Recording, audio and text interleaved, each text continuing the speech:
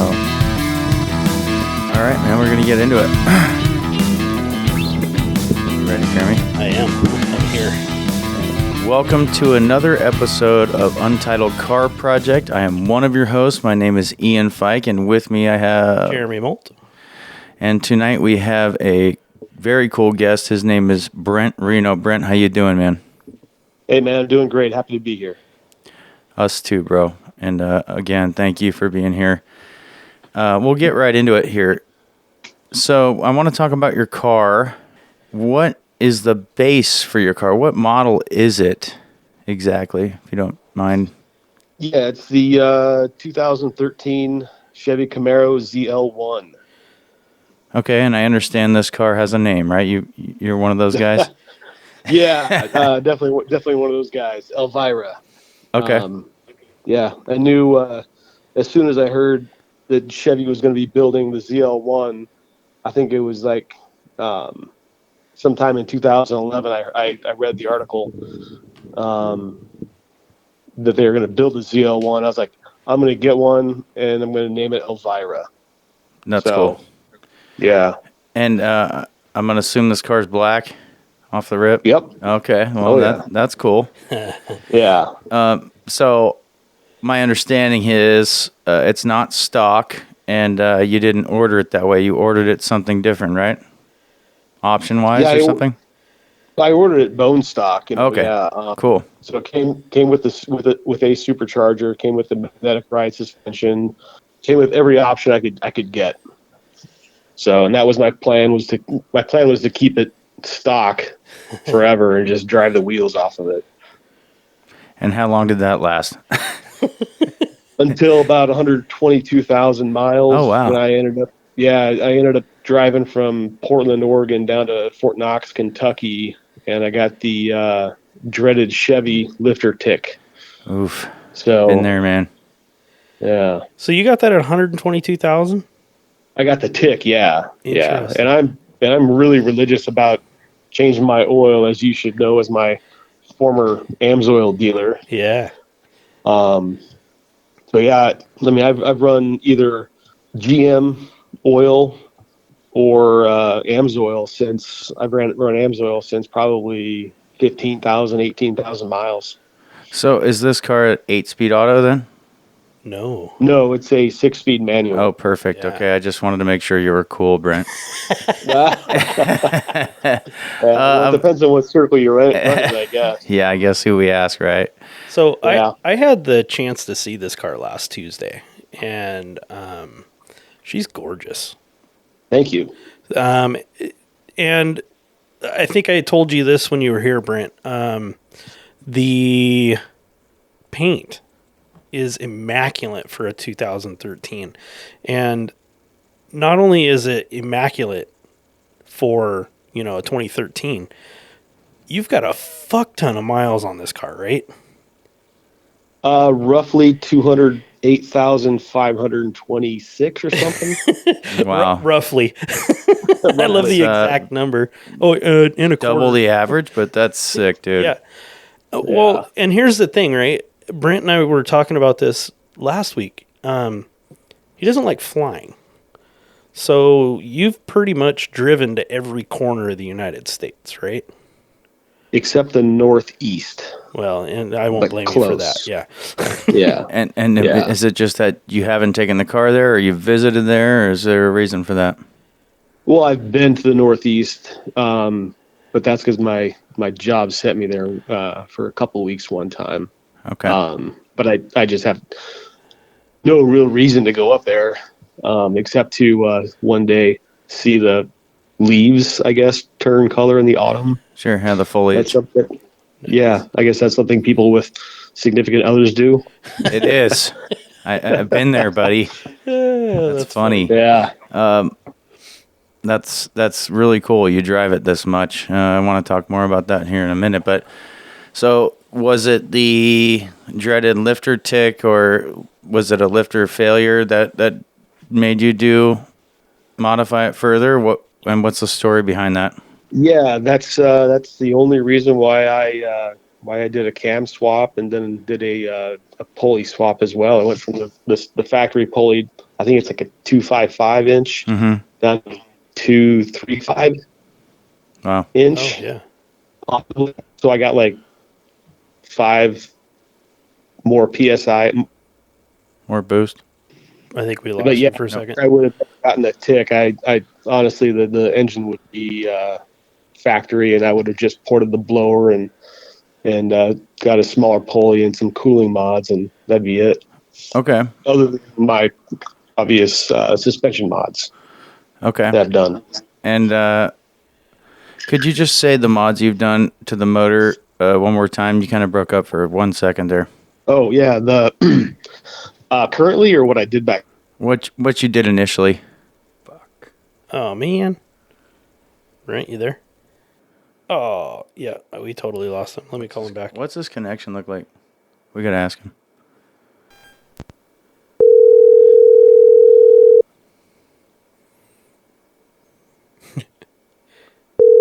Look, that's funny. Hey, you there? Yeah, we're here, buddy. Here's now. All right. Sorry about that. Yeah, that's no big deal. Nope. We can edit some of this out. Yeah, we can always do some after show magic, or Rob can anyway. Okay. Yeah, one more time, just give us the rundown on the first round of modifications you did. Yeah, and then we'll get into the. So engine wise, first set of mods I did.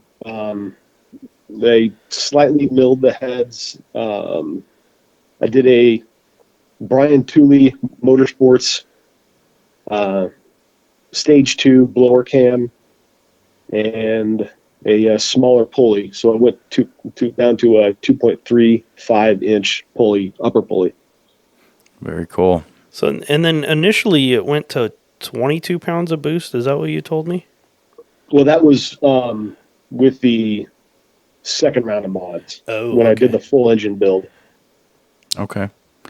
And did you just get addicted to modding it? Is that why you kept doing it? No, I had the lifter tick again. Mm. And then I got the next lifter tick at around 152,000 miles. And so I decided to go big on this build. I was down at San Antonio by this time.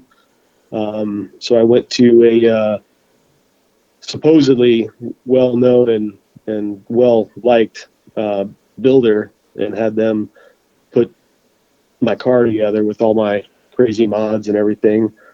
And did it that way, and then had the lifter tick again around 190 some thousand miles. I've got this all written down here somewhere, but I had the dreaded lifter tick 3 times. Wow, dude. That's insane. So the first one was under 30,000 miles before it came back, right? That was the second build. On the second build. That is Yeah. crazy to me. Yeah, I have an LS3 in my car. It's a Lexus, but I swapped an LS3 in, and I dropped a lifter on mine as well, and I did a cam and all that stuff as well. So I definitely feel your pain there. Where are you at with mileage now, and how's it been running? And tell me about the latest iteration of this car. So I had a shop here in Omaha after the third lifter tick at about 190,000 miles. They basically just took it. They took the short block down to a machine shop, and the guy was honing out the cylinders. And when he did that, he found out that 4 of the passenger side cylinder walls were cracked.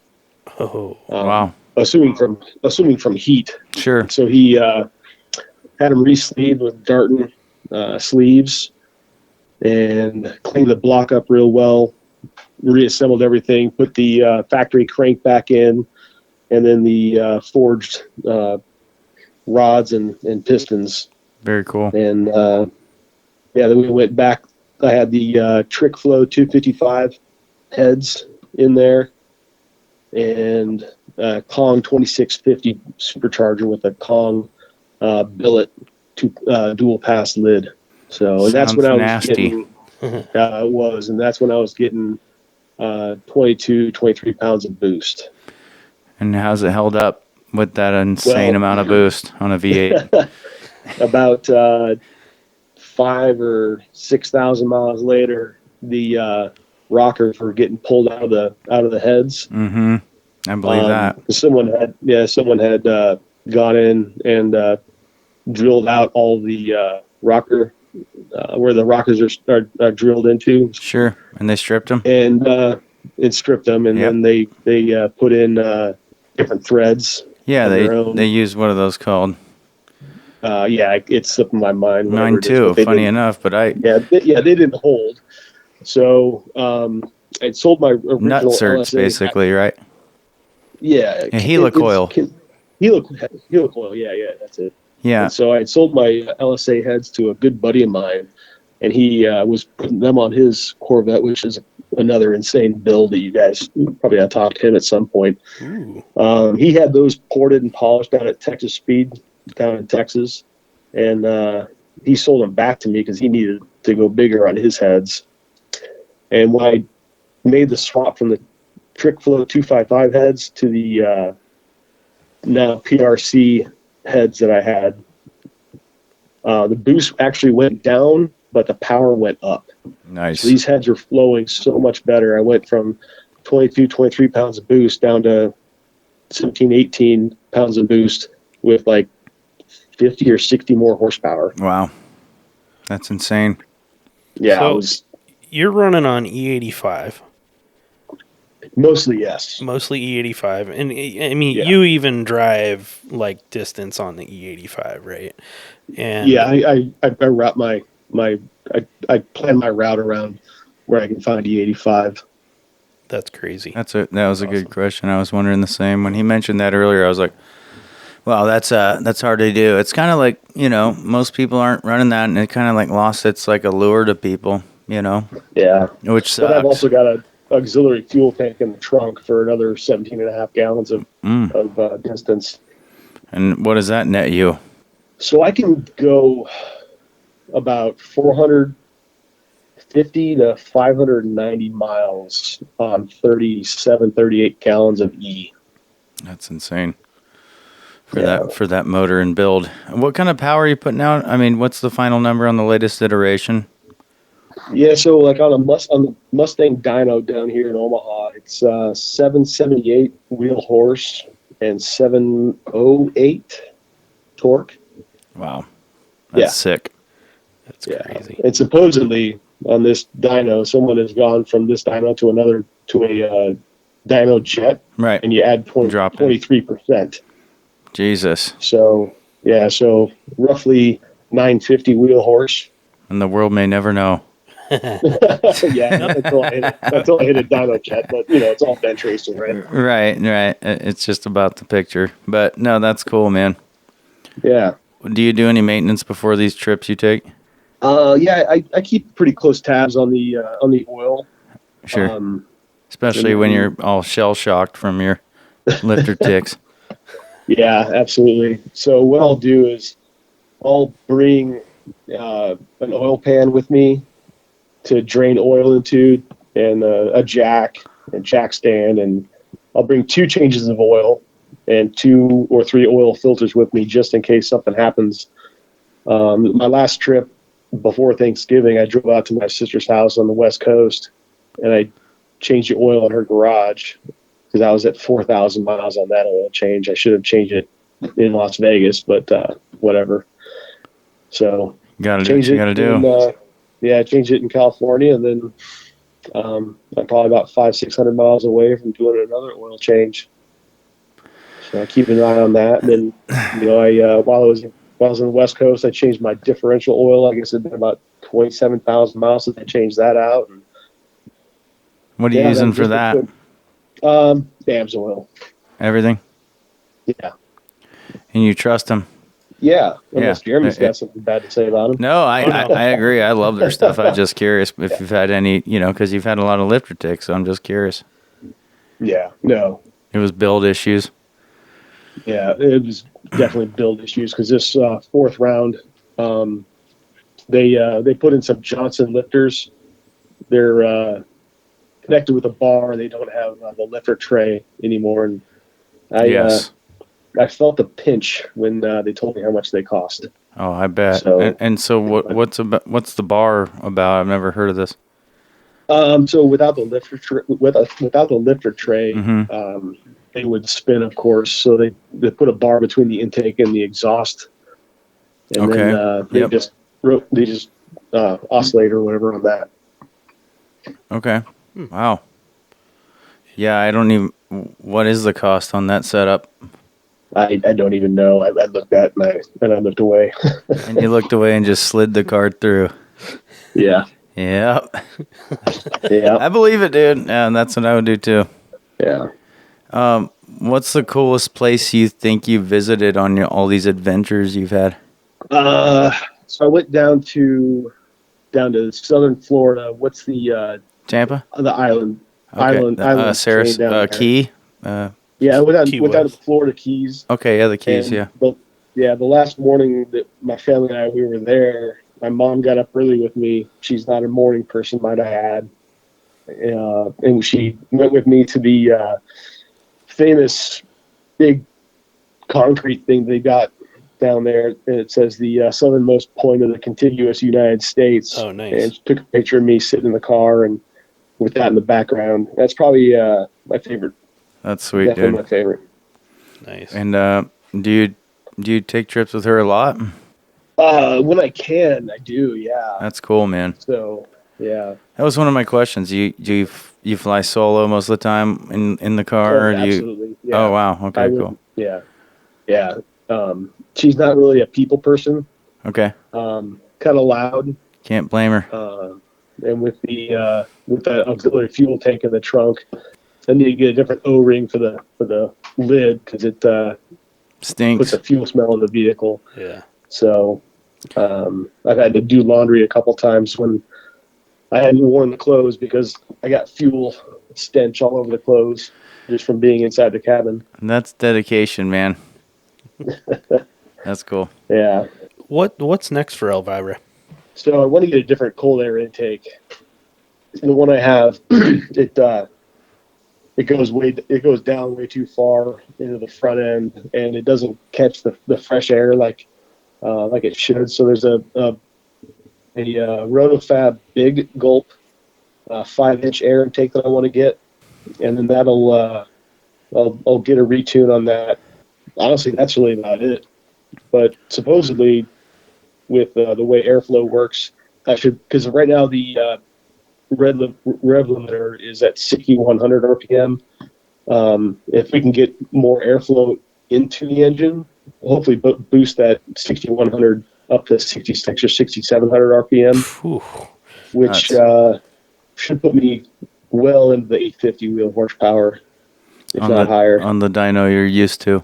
Yeah. Yeah, yeah. That's something, man. What kind of a tire setup you running? Is it stock out there? Yeah, 305s in the back, and the 285s in the front on a 20-inch wheel. Okay. That's And what are they? Because I mean, you were just out here in the Portland. Just a area. Continental all season. Yeah. Yeah, and honestly, probably one of the best tires I've had for power wise. I put it in second gear and I leave traction control on, of course, and I smash the throttle, and I don't notice any slippage until it retards the timing over about 4,000, 4,500 RPM. And then I shift into third, and it's goes again until about 5,000, where I notice it retarded the timing a bit, and then haven't had the guts to do that in fourth gear yet. So yeah. Nice. I don't think I would either. Yeah. Okay, so you sent me a few files a couple days ago to look at, and I didn't do a in-depth dig through them, but I want to talk about them. So, one of them was your maintenance log, right? The Excel document. Yeah. Yeah, that's my fuel log. Fuel log. Okay. Yeah, that's got the date, the odometer, the fuel amount I put in, the total cost, and then there's a note column in there. And it hasn't been until the last year or two that I started saying what fuel I was putting in and where I put the fuel in, like Las Vegas, Rifle, Colorado, and so on. Right. Which is, I mean, that's kind of impressive that you're keeping notes that close. Like, I've thought about it, but honestly, super hard to even remember to do that, right? Do you also keep? Go ahead. Do you also keep the log for the maintenance and So the maintenance log is therein. So like it shows here on whatever date it was with whatever odometer that I got fuel in Walnut Creek, California, and then I did an oil filter change, and then differential oil as well. Nice. And you did that all at your sister's house? Yeah. Oh, Put it on the nice. jack stand, and yeah, I'm the redneck uncle that comes into town. So, oh, I love it. yeah. Nice. Okay, so I mean, what other logs do you keep for that thing besides the maintenance and the fuel and? Honestly, that's it. Yeah, that's really it. Yeah. I mean, it's not perfect because I don't always put in something. Like right now, I don't know when the last time I changed my spark plugs, but I can look back when we swapped heads, and I can figure out that they put in new spark plugs because I remember paying for them when they put those Texas speed heads back on.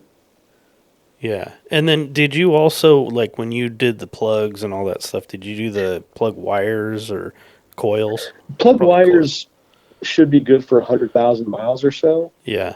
But you can do a resistance test on them to see how they're flowing.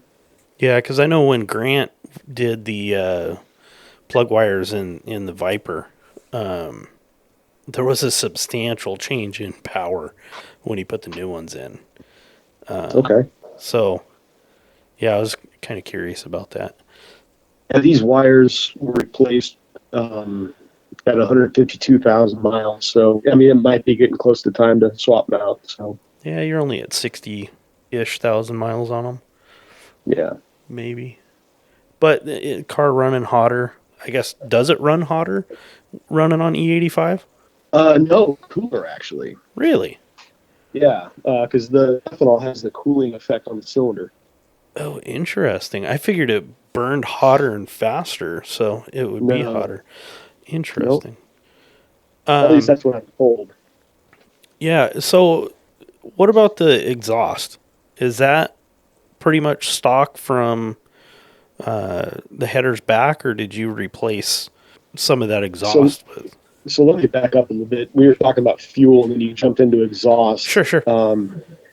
I noticed something because like we discussed, I always run on E85 as much as possible. Mm-hmm. When I drove to California back in May, there was a point where I ran out of E85 and I couldn't get any for about 400 miles, so I filled up with 91 octane, and I noticed a significant difference in the exhaust note.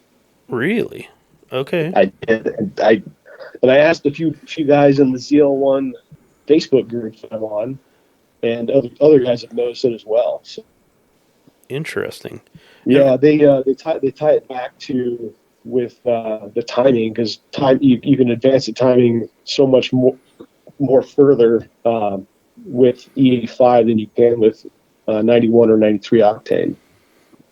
So that was kind of a neat surprise to me. It's like, wow, that sounds different. I wonder if it's just my ear where I'm at or what.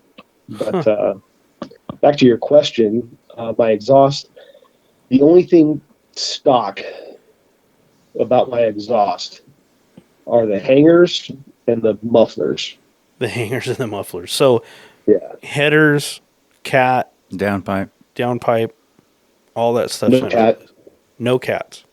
No cats. Nice. Long tube headers, 1 7/8. And those are ceramic coated, Mm-hmm. Down to a 3-inch collector, to a 3-inch dual X pipe. Oh, X pipe, very cool. And then those go to the factory NPP muffler. So those mufflers, you can they're valved, so you can. Well, I have a remote for those things where I can leave the valve open, so I'm getting basically a wide open exhaust, to closing them to getting a muffled exhaust, and then the third option is just factory, and they open when you're over 50% throttle, or they open above 3,000 RPM or whatever. Yeah, that's great. So I can play with that. So when he was pulling out of here the other day, he goosed it a little bit at the top of the hill, and I was telling him, I listen for everybody that leaves. Everybody gets down onto that bottom road and just opens it up, right? So he went up, and I heard him all the way up to the main road, and then when he got on it going up, oh man, that thing was singing. I'll bet it was. I was sitting there going, God damn, that's nice. That sounds cool, man. Yeah, I wish you would have gotten some audio of that. I haven't heard her from outside the car yet. So. Yeah, Really, after all these miles, bro?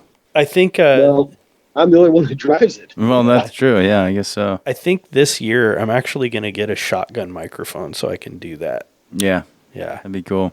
I'm gonna try to get some exhaust notes at the track so we can add it to the intro outro. That would be sick.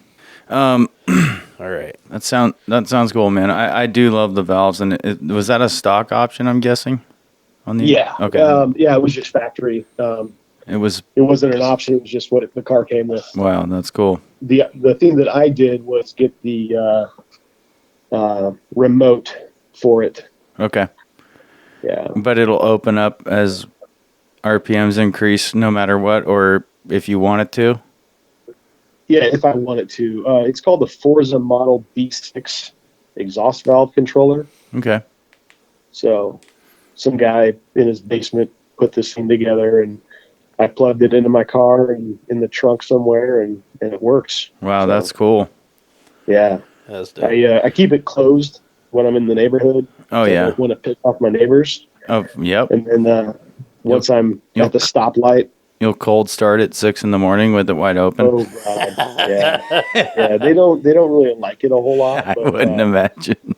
A few of my neighbors have told me, like, hey, we really enjoy hearing your car in the morning, because they're old people that retire and they're getting up anyways. Yeah. And I'm like, well, you're the only people who have ever told me that. And then I had another set of neighbors tell me the same thing. It's like, well, thank you. I really appreciate that. Okay, so good to bad. What's the ratio? Because I'm sure you've had some neighbors say the opposite. 20-1. Oh, yeah, absolutely. Absolutely. But the thing is, like, I always drive through the neighborhood, like, in first gear at 2,000 RPM. Just Right. 20 miles an hour. I'm never speeding. If someone comes up behind me and they want to pass me, or if I'm going too slow, I just pull over. Yeah, I do the same thing. Yeah. Yep. It's just not worth it. And it's like, I don't know about you, bro, but like if you got a loud car, like my car on diesel, like pops no matter what. Oh, yeah. And so it's like I'll be driving 20 miles an hour in a 25, and people will like run out of their house and like wave me down, like, stop going so fast. I'm like, I'm literally going under the speed limit, dude. Yeah. It's just so loud. Yeah. All right, I want to shift gears a little bit. No pun intended. Tell me about the truck that you sent me pictures of this week. Oh, yeah. So that's down at HS Automotive and Dyno down here in Omaha, right off of Highway 370 and I-80. And that's just, that truck's just been in the shop for God knows how long. It bounces between HS Automotive and Dyno and this other guy, Jeff. I forget what the name of his, or Joe, I forget what the name of his shop is called, but they do some pretty amazing work in that entire building. And so Joe will do a lot of the work. He'll do the build. He'll lower it. He'll put the, what's it called? Tubbing it, when you get those big wheels in there. And then they'll come over to HS for the tuning. Wow. And TJ over there, he's the one that does the tuning. He's a pretty damn amazing guy. So not only is he like a really super honest guy, but Like he does the work that you want him to do, not what you ask him to do. Oh yeah, So nice. What kind of truck is it? I started out as a Chevrolet, the 454 SS, single cab. I think it's a short box, but it's got 24-inch wheels on it, and the rear tires, I think they're like 345 wide. Yeah, they look like drag slicks from the picture. Sounds like it. Yeah, but they're radials, and they're like a regular street tire. Just crazy. Yeah. Is this your truck? No, it was like. Oh God, no. Okay. Yeah. Just it's just something curious. Something that was in the shop. That's cool, Yeah, man. I go down to the shop every once in a while. I hang out with my buddy Jeff. Nice. Jeff's Dude. got the Corvette I mentioned earlier. And Okay. he's got a transmission shop where it's in the back of HS, and he rebuilds GM transmissions. Okay. Very cool. So, let's talk quickly about, or not quickly, but let's just shift here a little bit to, let's get into some racing. What types of racing have you done, if any? Not necessarily with this car, but just in general. yeah. So I've done. So I started out with this car doing just high performance driving events with NASA Northwest, and I think the first track I went to was what's the one out there in Shelton, the Ridge Motorsports Park. Yeah, the Ridge. Yeah, I've driven there too. Yeah, it's still to this day my favorite track. So I did track days with those guys with NASA Northwest until I guess they went under. I think the Ridge shut so much stuff down because they did a few drift events about 4 years ago, and I was lucky enough to be involved with 2 of them. And they haven't done one since. I just think they've kind of like dialed back on their grassroots stuff in general. Yeah, well, yeah. So it was NASA Northwest that went under that I was talking about. They and then started doing track days with other groups and everything, and then eventually, begrudgingly to me, because I never wanted to leave HPD Group 3. I just wanted to hang out with my buddies that I made at the track, just drive my car fast and have fun. I never wanted to get competitive. I'm not a competitive type of personality. Just want to go out and have fun, hang out with the boys. And my good friend Dave, who Jeremy knows, he went and bought a freaking race car, a little NA Miata, and he suckered me into doing a track day on that thing, and then we named it Half Pint, and then I started doing race weekends with him, and then that put an end to my track day events with Elvira, because I was racing the freaking Miata. Yeah. So, tell me about the Miata.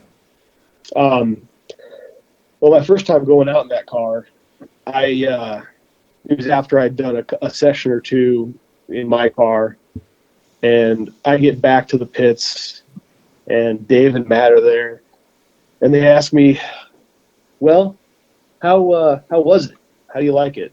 I'm like, "Well, it's missing about 400 horsepower." Yeah. And they did not give me a positive review on that comment, but it wasn't very quick. Back then, it handled really well.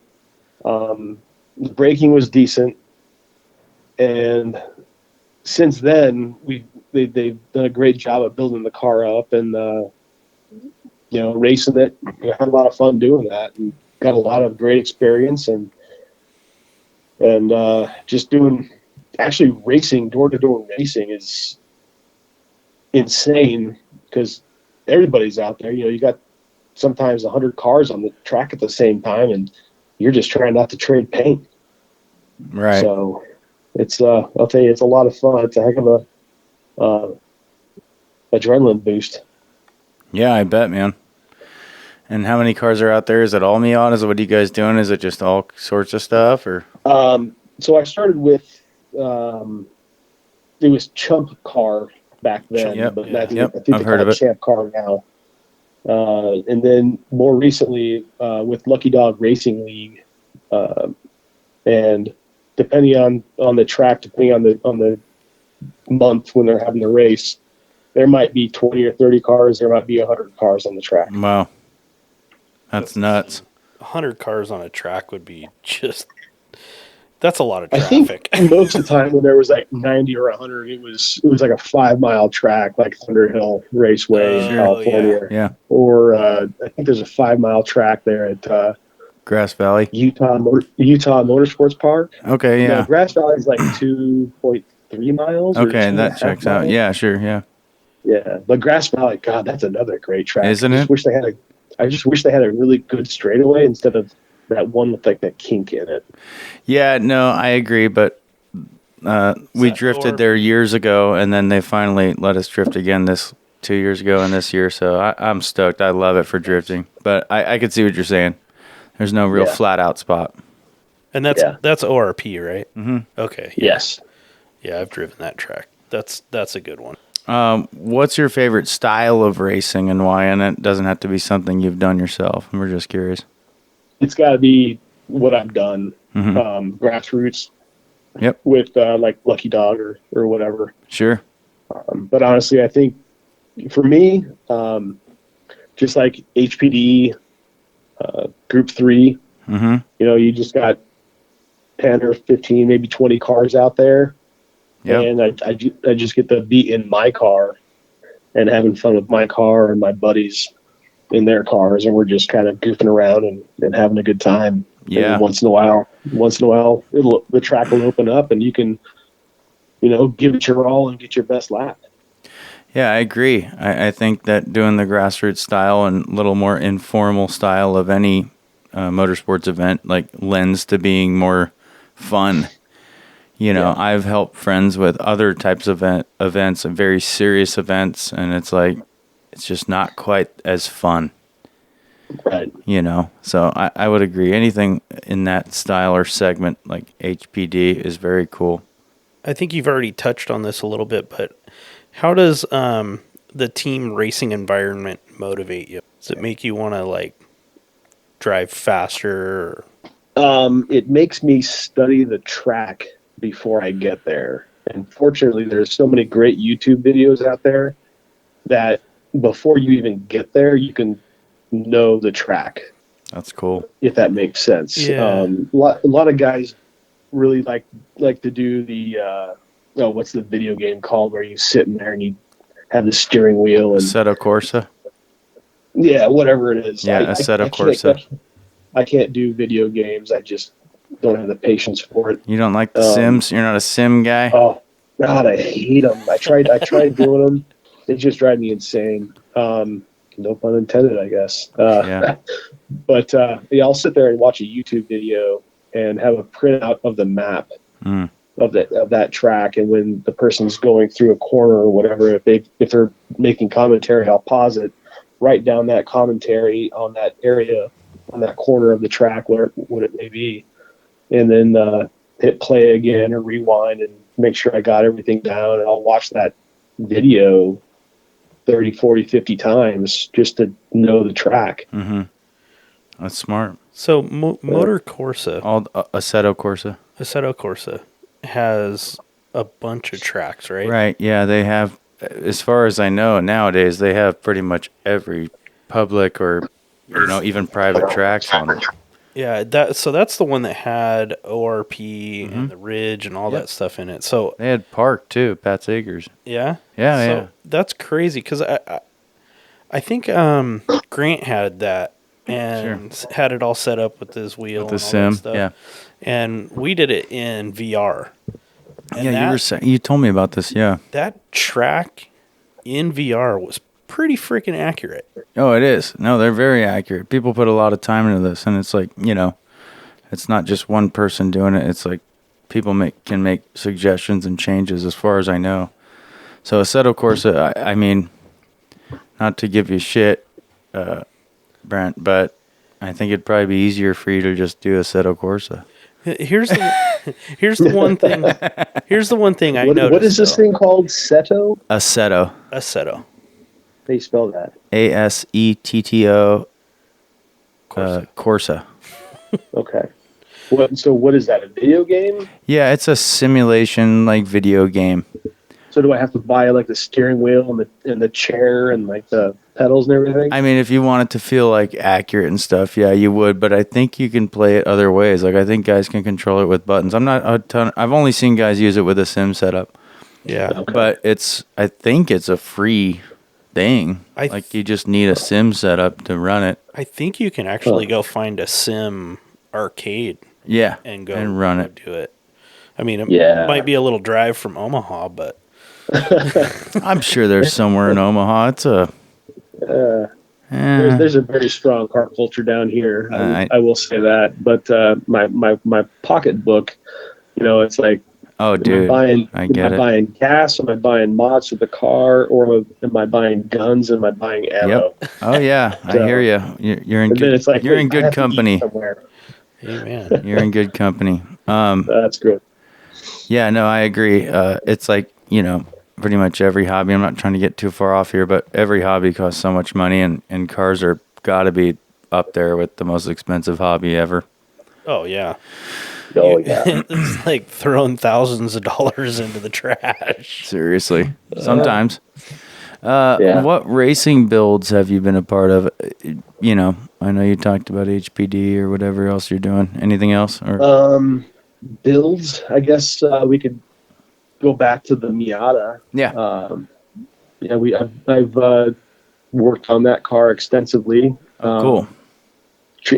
Swapped out the transmission. Blown transmission for a transmission we got at LKQ. And then What? And it was like just a fresh one, or is it something out of a different car? it's something out of another car. Nice. It's used, but it was only like $120. So we just keep that in the trailer for when that spare when it's in the gearbox. car blows, and then swap that thing out. I had it down. I could get the blown transmission out and the new transmission in. I think I was like under an hour. Damn. That's impressive. I mean, I had done it so many times, but I mean, guys are handing me tools and stuff at the same time. So. Yeah, and you're doing it on your back, or? Oh yeah. Wow. Yeah, that's cool. Yeah, we'll get Dave on. Yeah, it sounds like it. We'll get him on and talk a little bit more about Half Pint. He's got tons of stories. Oh geez, yeah. That car really brought Dave and I together as really good friends. So, but what brought Dave and I together as friends was Elvira and his 2012 red ZL1. So it was my second track day. I was down at it was with NASA Northwest again, and we were down in Portland at PIR. Cool. And that's his home track, as he calls it. And then we hung out a little bit on Saturday, and then he didn't sign up to drive on Sunday, but I did. And he said, "Hey, would it be cool to come back and I could ride with you?" And I'm like, "Absolutely." And so he came back the next day, and we hung out, exchanged numbers, and then the next track day, he stayed at my place up there in Tacoma, Washington, and we went to whatever the next track day was. But we hung out, and we became friends, and then that was the beginning of our friendship. Yeah, That's cool, man. Do you have any plans of racing for this next season with this car or any other car? No, I don't really make plans to race. They Sure. just kind of happen. Sure. Yeah. If it happens that Dave says, "Hey, we got a race coming up," and I've got the money for it, then I'll head out there and drive the car. Otherwise, That's interesting. probably not. So you're a part of the team, right? Officially or otherwise? I would say otherwise. Okay. Yeah. So it costs you out of pocket money to do so, just to give every listener a little idea of how this really works. Yeah. Lucky Dog Racing League, they charge teams. You have to have a minimum, I believe. Don't quote me. Okay. You have to have a minimum of 4 drivers. Mhm. And then there's a driver fee. So for 4 drivers, I think it's $1,200 a person. I could be wrong. So 1,200 Wow. times 4 being, 4,800 for the almost $5,000 for one car, but you got to pay for the car entry as well. So What's that look like? I couldn't tell you. I don't pay that. Man, I thought drifting was expensive. Yeah, no kidding. That's nuts. But how much seat time do you actually get for that $1,200? 2 hours each day. And how long is it? It's How many like days? 8 or 9 hours on Saturday and 7 or 8 hours on Sunday. Oh, wow. Damn. And that's for the team, you mean? Yes. Okay. So each driver has to swap out at 2 hours. Okay. Got it. So it'd be 8 hours ish of driving for 4 driver. That's crazy though. I mean, That's nuts, man. And you said there's almost 100 cars sometimes? Yeah. Holy shit. we need to get into Yeah. selling No shit. racetrack time. No doubt. What are we doing? What the hell? That That's 2 crazy. hours. That 2 hours Feels like a out there, lifetime. it goes by so fast. Oh, My it first goes 2 by hour fast. stint. My first 2 hour stint I did. I wasn't wearing a watch. I was wearing a full racing fire suit helmet.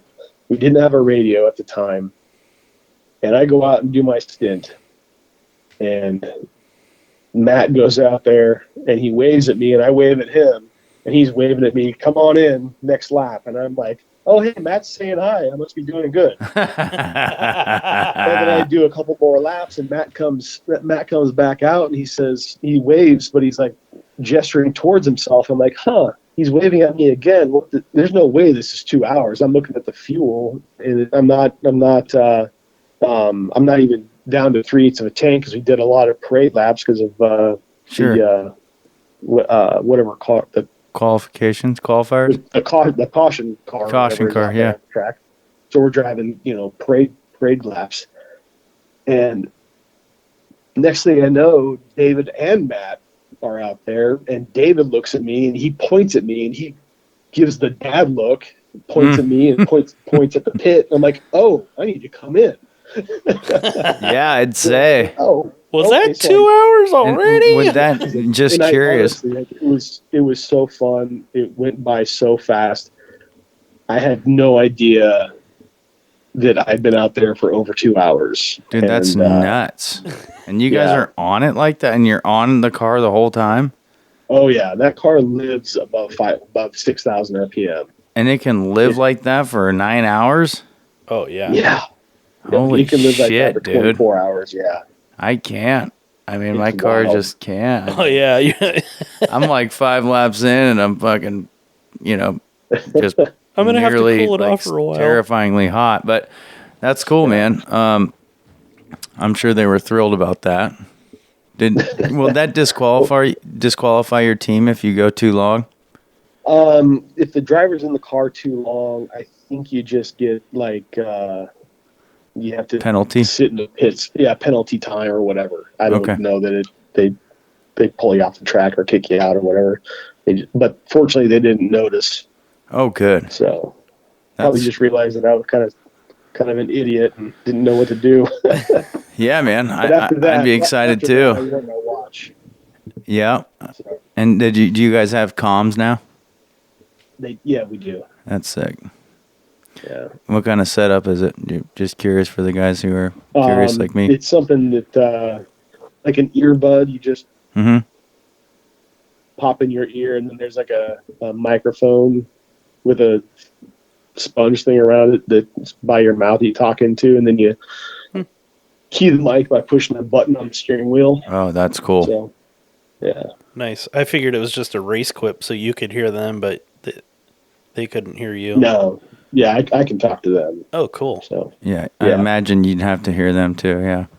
yeah, it's really nothing like too fancy. It's just a couple of handheld radios, and then you plug Remote whatever button. You plug whatever into the car, and then you just push the button. That's Nice. sweet, dude. Yeah. Very cool. All right. We're down to the questions. I warned you about these 2 questions. Yeah. So what 3 vehicles do you want to drive someday?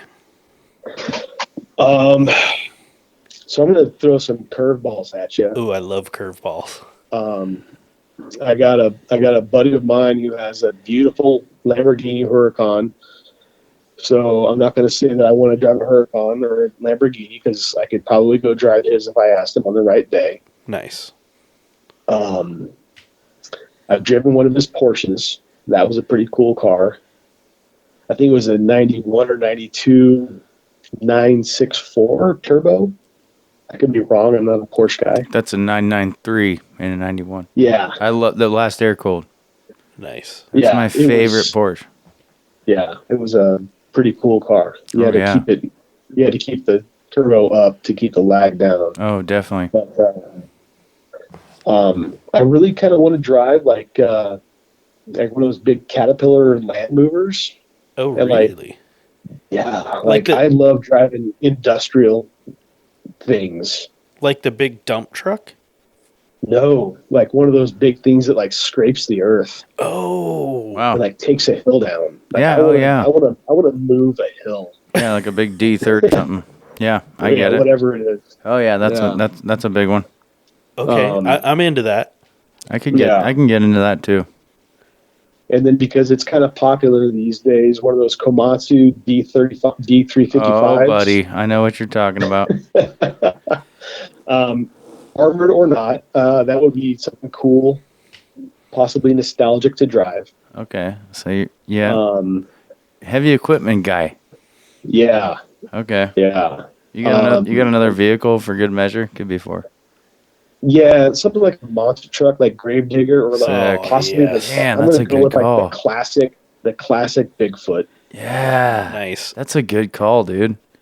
I haven't even considered that, but I would love to. That's the first time we've had anybody say heavy equipment and a monster truck. And I grew up like going to the monster truck show every year with my dad. Oh yeah, and I didn't even think of like Gravedigger or Bigfoot or any of those things. That's solid. I like it. Yeah. No, that's great. I just want to clarify with our listeners because somebody's going to roast me for it. 1991 Porsche is a 964, and I love those cars too, but not my favorite. Yeah, it was beautiful. Oh, I know they're great, and they're so small and light. Okay. Oh God, yeah. That's the funny thing about Porsches and Miatas and Corvettes. Like, I was in the pit, lined up, getting ready to go out on the track in my car, in the Elvira, and one of the pit workers was like, "Hey, hop out real quick. I want you to see how big your car is compared to these other cars." Yeah, for sure. And I had no idea. Oh, absolutely no idea. And I looked at the Miata parked next to me, and then the Corvette on the other side, and I just had no idea the size difference. Yeah, we're blind to it in this day and age, right? Like you don't see many classic 90s, 80s cars out there anymore. So it's like when you do see one when you're driving your car, you're not really thinking about how big or small they are. But when you set them side by side, it's unreal. Yeah, but then when you're going on driving on the highway, or you're riding shotgun in a 93 or 94 Miata. Yeah. And you can feel it. That Highway 26 from Hillsdale to Hillsboro to Portland, is that 26? You almost called it the nickname, dude. But we'll save that for later. All right. No, that was. Oh yeah, you're right. Yeah, that is the highway. Was that Highway 26? Yeah. So I was riding with Dave one time from point A to point B on Highway 26. And he's weaving in and out of traffic like crazy. And I'm just sitting here riding shotgun, looking up at like a Ford Focus. Like, what the hell is going on? Like, I'd never ridden into Miata on the street. It's only been on the track. Like, sure. What the? You got to be kidding me. But yeah. That first gen Miata is tiny. My car is huge. Oh, yeah. Yeah. And what's the weight on your car? Curb weight? Just curious.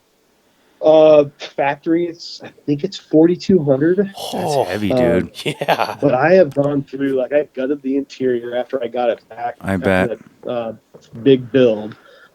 And I put in I put in Dynamat and Dynafoam. I put in 5/8" Dynafoam Yeah, that stuff's dope. all throughout the interior. I put it in the walls. I put it. I pulled the seatbelt out of that car, Wow. and I pulled everything out of the interior, and I just covered the interior with Dynamat and Dynafoam, and the trunk as well. And after that, you could have a conversation in the car while it was running. Wow. Even now. So the car is heavier. Yeah, I bet. Especially with the additional 17.5 gallons of fuel. Oh yeah, I bet with a full couple tanks, you're ready to compete against the Dodge Challenger. But and it's so unassuming because the car, those cars don't look very big. They don't look as big as a Challenger on the road. Yeah, I couldn't tell you. I mean, one of my best friends down here in Omaha, he's got a Charger. Mm-hmm. Well, that's a sedan though.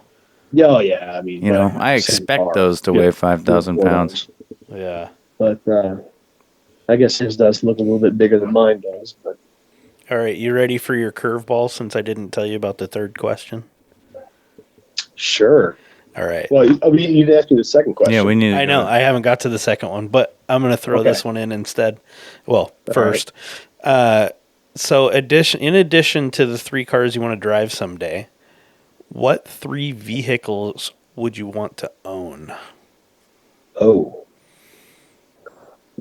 6th gen Corvette ZR1. Mm-hmm. Ooh, yeah. Yes. Okay. Good call, bro. I want it bone stock. I want it bone stock. I guess I don't really care about the color.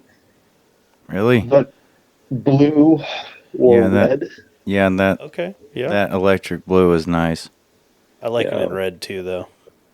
It's gorgeous. I'm going to go with the C8 ZR1. Wow. Okay. Yeah. I'm not You're really a hybrid guy. Well, the ZL1's the ZR1 is ZR a hybrid. It's not a hybrid. No, the ZL1's the 1000. What's it? 1084 from the factory. 1064. 64. Twin turbo, 5.5 liter flat plane crank. Right, I know that. I thought. No, the Stingray. I think Stingray. No, E-Ray. The Zora. The E-Ray. Yeah. E-Ray is the I forget hybrid. what the Zora is going to be. If they've even announced it. Right, I think it's coming out this year. Yeah. Yeah, I know there was some people at the Corvette Club that were looking at him to race at the autocross, but because it has the batteries, I think it's been disallowed because of the fire suppression. Yeah, I believe that. Okay, so was that 3? And so you're talking about the 2025, that was 2. So right? you got a C6 ZL1, yeah, the C8 ZL1. Correct. ZR1s. ZR1. ZR1. Yeah. Third one, possibly the 2003 or 4 Chevy Silverado SS. Ooh, okay. All-wheel drive? All-wheel drive. Oh. I want the all-wheel drive with the 6-liter. What year? And I'm going to 03 or 04. Oh, there you're talking, bud. That's my gen. I love that stuff. But I want to pull that motor. Okay. And I want to put the 10.3 liter 632 V8 in there. Yep. That'd be sick, dude. All right, we're gonna get along great in person, dude. I've got an 02 Sierra 6-liter. It's a 2500. Nice. I love it, dude. It's really clean. It's white. It's 4-wheel drive, but still, I love it. All right, now that you hit the curveball out of the park, what's your hard no car? Vehicle, I guess. You mean besides the blue F-250? Besides my truck.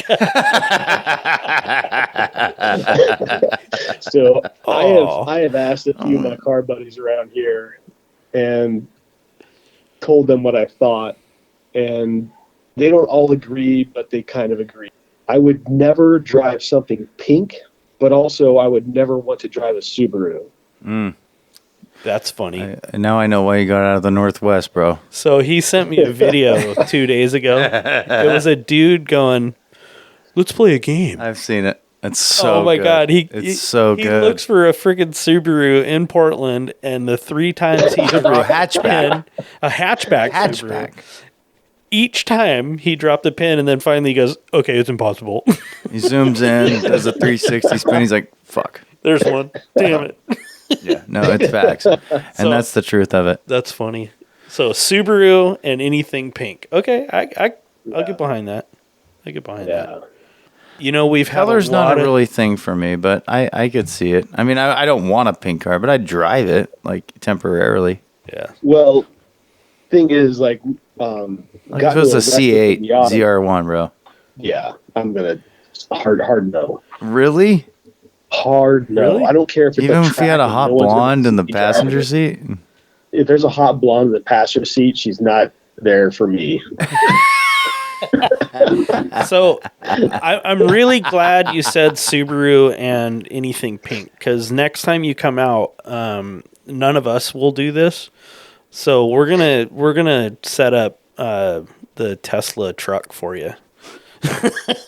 Oh God, that was gonna be the other thing I mentioned. Yeah, well, we're all big fans of the Cybertruck over here. Yeah, you sound like it. Yeah, big. we see so many of them out here, bro. It's so bad. We see them lifted and like with wraps on them, and it's like, what is happening? I saw one tonight when I took my car to go to the grocery store on a quick trip for Bob Jameson.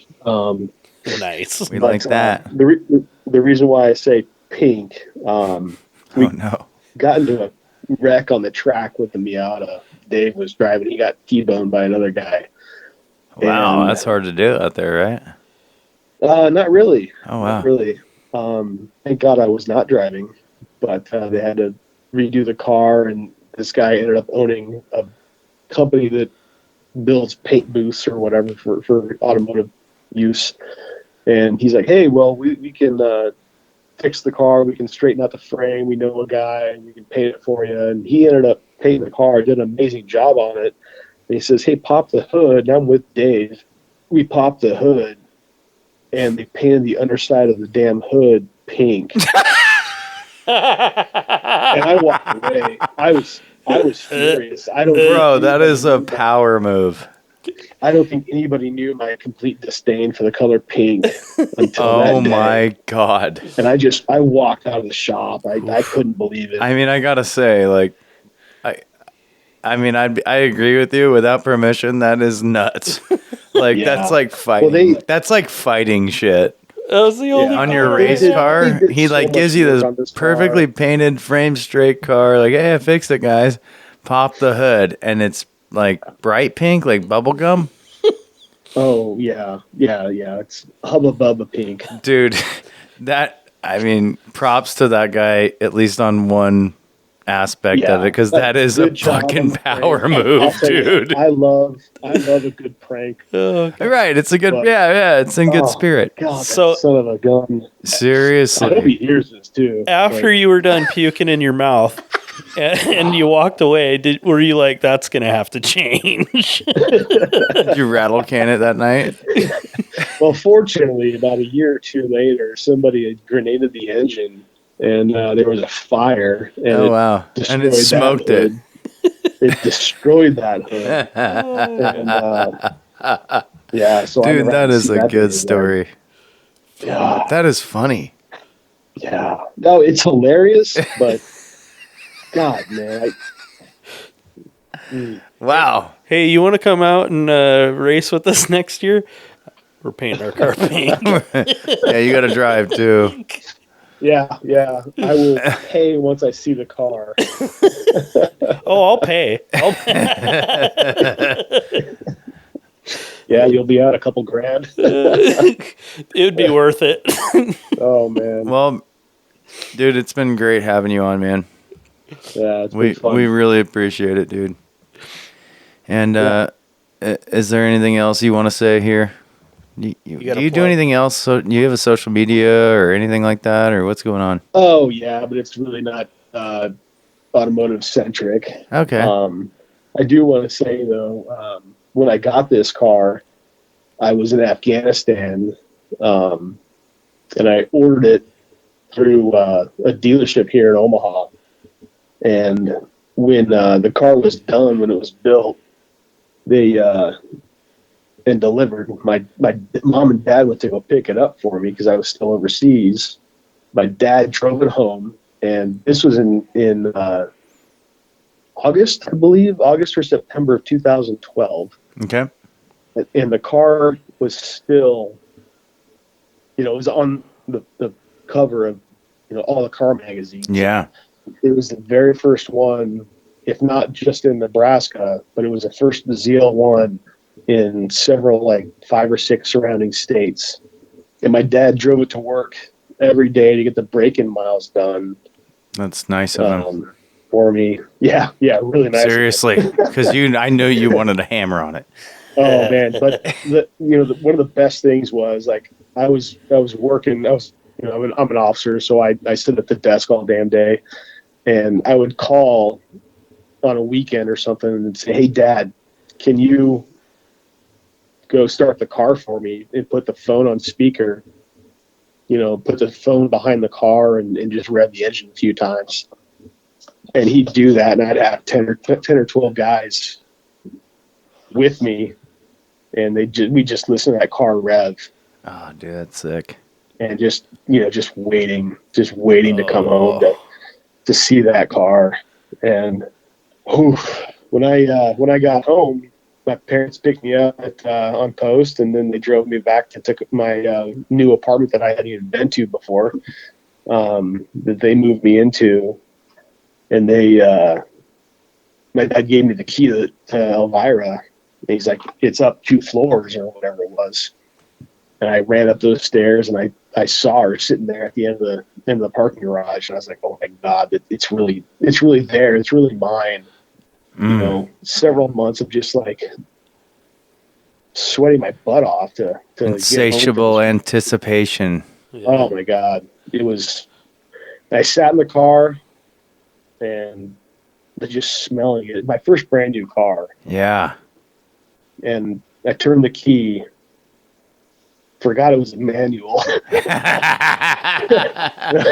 the dash is like, "Hey, dumbass, you got to push the clutch in." I'm like, "Oh God, okay, sorry, I'm sorry." So I pushed the clutch in. You tell it sorry. Oh yeah, Dad's got the car backed into a concrete wall, and so the sound is amplified. Yeah. Oh, And I got the door open, the windows down, and I fire it up, and it just rumbles to life. And I think I cried a tear, just joy of just being home. Damn, man. Like I was excited to see my parents and everything. Don't get me wrong, but I was so happy to finally see my car. Jeez, dude, that's really cool, man. Yeah. Man, I feel like I could be there with you in that story because I love cars that much too, man. That's really cool, dude. Yeah. And thank you for your service too, bro. Oh yeah. It's been a trip. I bet. Well, dude, it's been great having you on, and we really appreciate you talking with us tonight, and I can't wait to meet you, dude, and I really can't wait to see this car. All right, man. I'll keep Jeremy posted on when I get out there next. Hell yeah, sounds good. All right, man. All right, we'll see you later, bro. Have a good night, Brent. All right. Enjoy. Later, Brent. Bye. Okay. Sick. I can't wait till you see this car. Dude, it sounds nuts. Elvira is money. It sounds nuts. Yeah. So he took me up the hill in it, and I know I've told you guys this before, but I hate riding passenger. Mm-hmm. But he was going to toss me the keys. Ooh. And Sounds I'm like, that's never happened. Well, no. Well, not very often, I don't think, with Elvira. I can't say that for sure, but he was going to toss me the keys. And I'm like, this got 775 horsepower. On a Mustang Right. hub dyno. So it's probably 900. It sounds like it. It's probably 900, 950 On a hub dyno. true horsepower, right? And I'm like, I'm not intimidated by much, but I know my limits.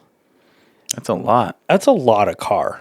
It's a lot of car, but it is a heavy car. I was shocked to hear the weight of it, but I'm Yeah. not talking shit at all. I just had no idea they weighed that much because they are pretty small, really. So he wrapped it up going up the hill, and in second gear, off like 2,000, 1,500, 2,000 RPMs, he gunned it, and almost instantly, it was going sideways. I bet. And I bet. With I was the like, boost, "Oh baby!" 20 pounds of boost or whatever he's running right now. I mean, that's a lot. Yeah, 17, 18 With, you know, boost right now. 710 confirmed torque, Yeah, wheel torque. That's nuts. right. That's It sounds like a great car. I can't wait to see it. yeah. Oh yeah, you'll be stoked. Okay, let's talk. All right. Let's hit the second question first here. Okay. Yeah. So give us a drift project. Well, last time I talked to everybody, I didn't have a real update on the drift car. I took it back to my tuner. His name's Tommy Wong. I limped it over there. It's been running. It's been really weird. It was intermittent. And I'd fired up one time and it was fine. It was like the tune was there and everything's fine. Then I'd hop in the car with my new girlfriend, and then I'd try to show off or take her for a drive, and it would go into limp mode, and it would just, whenever I'd get like above like This 7, is it just embarrassing. pissed me off. Oh yeah. And it happened a lot.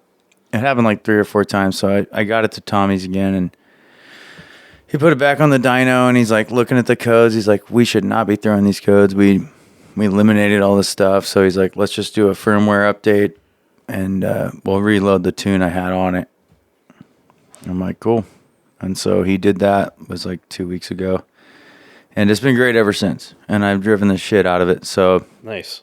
so far, so good, you know. Knock on Like wood. everything feels really good. Of course, the weather's terrible for a drift car right up in the Northwest. But we have had some really nice sunny days the past week or two. So I've been driving it every chance I get, and I'll tell you what, it feels fantastic. So I was gonna go drift this weekend at Spirit Peaks because they have an open drift event, but it's supposed to be literally drenching rain. And I love to drift, but I just, if it was partly cloudy, I'd go, or like chance of showers, I'd go. But like, yeah, I just can't. I 100% can't do it, chance of man. rain. And if you break something on a drift car and you're working on it in the parking lot at a drift track in the rain, it's just miserable. Maybe if you had a covered trailer. You're right. If I had a covered trailer, Yeah. that'd be sick. And I have pop-ups. I have 2 pop-ups. I'll put them over the car and stuff. But like, if The it's on a ground's hill, yeah, it's just like, fuck, dude. Ground's still wet. So, anyway, for all our listeners, the car's running great, and it feels fantastic. And the alignment, I made a slight change myself, and I noticed one little thing because I put it up on jacks with my boys, and we got it fixed. Everything feels great. The car's ready to drift. I just need the right weather. So next year I'm gonna be on it, We'll get it by June. assuming that I don't even get he's like I said, my tuner could not believe that it threw these codes, but all good. It's working now. Nice. Okay. So here's the question everybody's been waiting for. We want to get your take on the SEMA show, since everybody else was here and you kind of missed out on that show. Yeah. No, and I wish I could have been here. I've been working out of town for like the last 3 and 4 weeks, so this is really nice to be here on a Wednesday night back in town. But I loved SEMA. I thought it was fantastic. I thought our experience was great too. You know, hanging out with you guys on a real personal level for that many days. We have never done that together. Yeah. So that was like first and foremost what I enjoyed most. As far as SEMA's concerned, it's a lot to swallow, and it's like I can see why it's like full on car industry people, buyers, whatever it is. Because the true and harsh facts of it for me were there's 3 halls I want to see Right. out of the 8. And the biggest ones are like, off-road overlanding stuff. And I agree that overlanding's like a motorsport or something like motor related. Obviously you're outfitting a vehicle to do certain things. It just doesn't really interest me that much. And I know that people are going to dog on me for that. I think it's cool. It just doesn't interest me that much. And I feel like, Hall A or the West Hall was like all overlanding. Yeah. And so it's like, yeah, that's cool, but I don't need to see it. Right. And then you go to the Central Hall or the one, what is it? The West Hall, yeah. West Hall and East Hall. Yeah, those ones. I'm not really interested. That's the overlanding. And like, there was one section that me and Rob saw in the product hall, which I believe is the East Hall, that had new product showcase. And that was really cool. Me and Rob got lost in there for a little while because it's fascinating. You'll see a brake disc, a new design. You'll see a jack for tools. You'll see a wheel that's cool. You'll see it's just like innovative products. And I wish I noticed that area earlier because I would have spent way more time there. Because by the time it was done, the show was closing. Or by the time we found it, we'd been there for like an hour and a half, 2 hours. And I was not even like a third of the way through. Mm-hmm. And I was like, that is sick. And I took a bunch of pictures and I've been looking at the products I saw. Like, it's cool to see what's for sale or what's coming out. That was great. Of course, Hot Rod Alley was the best because it's not just hot rods. That's what people get confused about. It's just modified cars, and great vehicles from all over the world, builders, and very impressive. I walked through there 3 or 4 times and always saw something new. I saw friends of mine. I ran into a bunch of friends there from Colorado, Cincinnati, and here, and it was great. It was just really awesome experience. But even after I saw cars posted that I didn't see. Oh, yeah. So it's like you think you've seen the haul, but you might have been looking at your phone for a minute and you can miss one of your favorite builds. And then another highlight for me, and I'll end on this, was the tread pass from Toyo. The level of cars they had out there was astonishing. Mm-hmm. Especially for somebody like me, right? That's a Japanese company. I love Japanese cars, as everybody who listens to the show knows. And there was so many different styles of Japanese cars out there. There was classics. There was full-on drift cars. There was cool, just crazy builds. There was K cars. It was very impressive. And it was set up nice. It looked like a white carpet event. Nice. With those cars. So I loved it. And meeting a ton of really cool people was great. And, but I will say that walking 38 miles in 3 days is a lot. Right. So you got to be prepared for that. Yeah, I'm with you, man. That was a lot of walking. It is. And I think, honestly, I probably left the show earlier than everybody else. Right. You I did on that last day with you too. Yeah. You were like, screw this. The other 2 days, like, I know I left a little bit early. I know I left earlier than Rob. Mm-hmm. But, like, it just felt so overwhelming. It is. I was like, too many fucking people. Mm-hmm. I got to get out of here.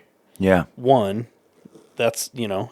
Two, like, the cars. You're trying to beat the rush to the monorail, too. Yeah, trying to beat the rush. I think because you wait at the monorail for 2 hours. Yeah, and then, like, the cars were epic. And I could have probably spent all of my time just in Hot Rod Alley. No, just in the Overland. Yeah. section. Oh, I know. And that's the biggest hall. Yeah, I think I could. So I could see that because it's the biggest one. Right. And I would have done it because that's more what I'm That's interested your style. Right. But I totally wanted to see all of the Japanese cars and all of the, you know, I even wanted to walk through the Brodozer alley or whatever. Dude, on the street, yeah, it was dope. I saw that and I was like, this is cool. Yeah, I bet. I loved that stuff. When everybody else wandered off, I bet I walked through that. I mean, it wasn't Nah, I guess it was freaking huge, but the hall. no, outside. Yeah, the outside of it. section. I walked through that stuff for like 2 hours. Mm-hmm. You know, and Well, there's a lot there. yeah, and I talked to a bunch of people over there, you know. That's what I mean. You'll get caught up in a conversation for an hour. Yeah. So that was kind of cool. That was great. Just the whole thing was overwhelming. It really is. And the funny thing is, and you know, I didn't realize this till we got home.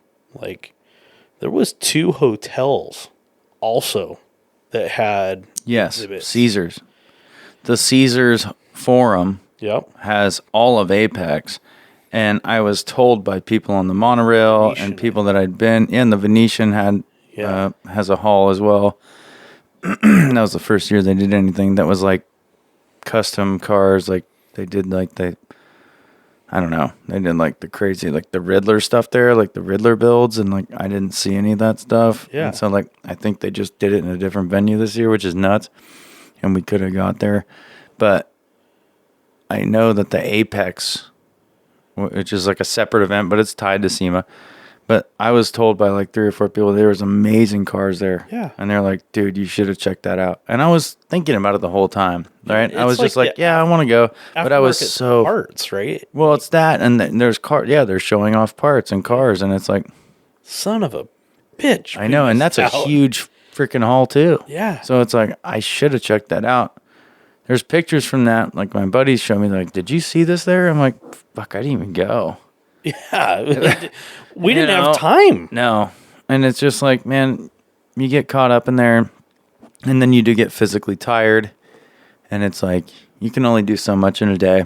Yeah. And then when You you're trying, can only physically do so much in 4 days. that's what I'm saying. And it's like, you know, I was there Monday through Thursday, and it was like a lot, dude. Yeah. And it's like next year I'm going to be more focused on what I want to know or see. So I'm going to skip over the, you know, the hall that you liked or whatever. I'll just be more honed in on what I want to see because I've been there. Now I know, like, I do want to check out Apex. I do want to check out the Riddler stuff. Like, I'll do all that stuff next time. Yeah. And honestly, like, there's 4 of us. And we should get a hotel off the monorail. If we So, can. do you hear what I was doing next year? What's up? I'm getting 3 rooms for us. Fucking A, bro. Get out of here. I'm getting 3 rooms. They're all going to be on the 9th floor of the same hotel we were in. So it's going to be an 8-minute walk still. I don't mind that. Yeah. So that's going to Privacy's be my different. That's going to be my that's going to be Grad's getting his own room. Yeah. Can we at least handle that? I'm No, getting just my kidding. I own love you. room. Grant's getting his own room. Yeah, that'd be dope. Yeah. So, No, I love that area, you know. yeah, Like, I So- love that place, but that's what my wife and I are going to do for it. And we're going to Dope. do it from the Friday night before all the way through Friday the next week. So when we go down on that Friday, get some free time. we'll get some free time. But the NHRA drag races are down there that weekend. Somebody mentioned that. I ran into somebody that mentioned that to me. And Yeah. I was like, that's cool. So we're going to go check out the And it's like a NHRA national drags. event too, right? Yeah, it's Exactly. like one of the 4 nationals. Yeah, That's right. Pretty sick. So we'll go check that out for, Yeah. probably a few hours each day. And if you've never been to a drag race, I've been to an NHRA event. It's Yeah. been a long time. It was in California. What is it? It wasn't ever. What's the one that's Sonoma? gone now? No, it's in Oh. Southern California. Irwindale. Irwindale, yeah. And Okay. that's gone now. yeah. But I remember going there as a kid. My dad took me like twice when I was young, and that was a national event too. yeah. And I remember seeing like jet cars and like Yeah. all that stuff, like blowing So, alcohol shit. I think- and I loved it, but I've never been as like a An grown adult, car yeah. enthusiast now. So I don't think Grant's been to one at Oh all. wow, that's crazy. So like the first time the Top Fuels get out there, Oh, I love the Top Fuels, dude. I'm going to be like, so this is going to be a different experience. It really is. I don't think he'll realize how loud Burning they 3 are. gallons a second and shit. Oh yeah. It's I know. It's like 15 gallons to get down the quarter mile down I'm this, saying. or 30 gallons, whatever. on full throttle. Yeah, it's On like full 3 throttle. gallons a second or something, So which is insane.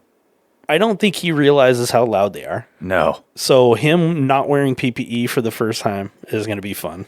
Yeah. And then when they freaking step on it and it sucks the oxygen out of the area and puts that burning sensation into your eyes. Yes.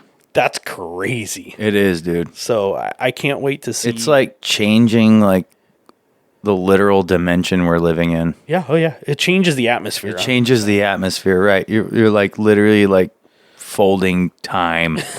It's nuts, dude. I love Top Fuel. I love jet cars, like all that shit. Like I think it's dope. Yeah. But Top Fuel is on another level. Yeah. So that'll be fun. We'll do that, and then we'll have that whole Monday to go pick up our badges and and get all the perks. And do. There's a ton of perks to being on the media side. That's right. And we really didn't take advantage of half of them.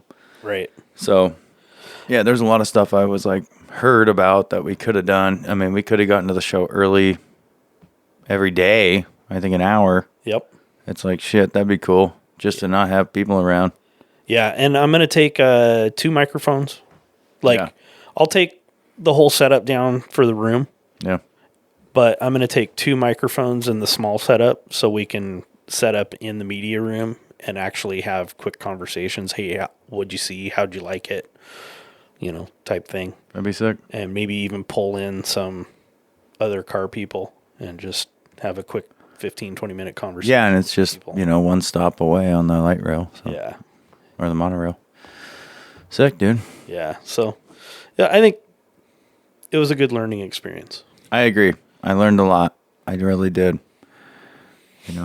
I just, there's things about it I want to check out next year, and there's things that I just know I'm not going to go worry about, like the tire haul. We'll divide and conquer. I don't give a shit about tires that much. Yeah.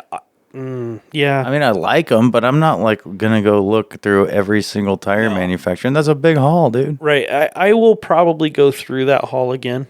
Okay. But I will pick who I'm going to go talk to. Oh, yeah. I might go pick. Like there wasn't many road ready tires there. Like, you know what I mean? There was quite a few in that back corner, but like throughout the whole thing, it was mostly off road and like SUV tires. Yeah. Yeah. Which is cool because I know that's what most people are driving. Sure. Or that's what a lot of people like really give a shit about. There was a lot of track tires too. There was a lot of track tires, but they were still spread out further than the off road, dude. Yeah, I'm sorry. It was like there was that whole like when you walked into the hall from the Toyo Tread Pass and you went to the right, there was a lot of track stuff down there. Yep. And that was cool. I liked that whole back corner.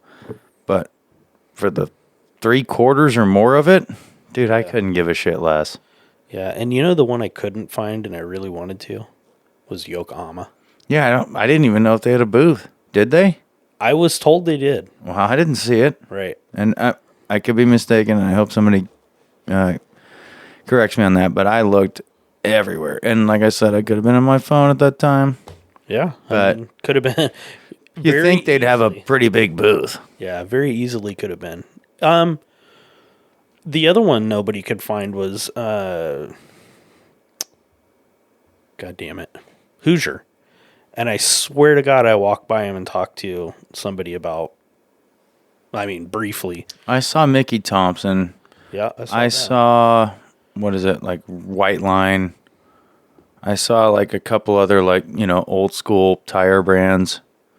But I don't think I saw Hoosier there. I think I saw people with like the lanyards and shit, so I knew they were there. Yeah. But it was weird because Mickey Thompson was in the Hot Rod Alley. They had a big booth too. And they had cars too. Yeah. They brought a lot of cars. And I feel like if you bring cars, oh yeah, they'll let you do some tire shit too. Oh yeah. As long as you have cars. But most of these people aren't bringing built cars. Right, yeah. That's a lot of stuff to bring. Oh yeah. Well, a lot of the companies in the tire hall were Chinese. Oh yeah. Or Japanese or Korean or Thai. There was a ton of There was a bunch of Thai. Yeah. Yep. I think there was cool. a Vietnamese tire Vietnamese too, yeah. There was a pretty much Southeast Asia in general. I'd say a good 65% of it.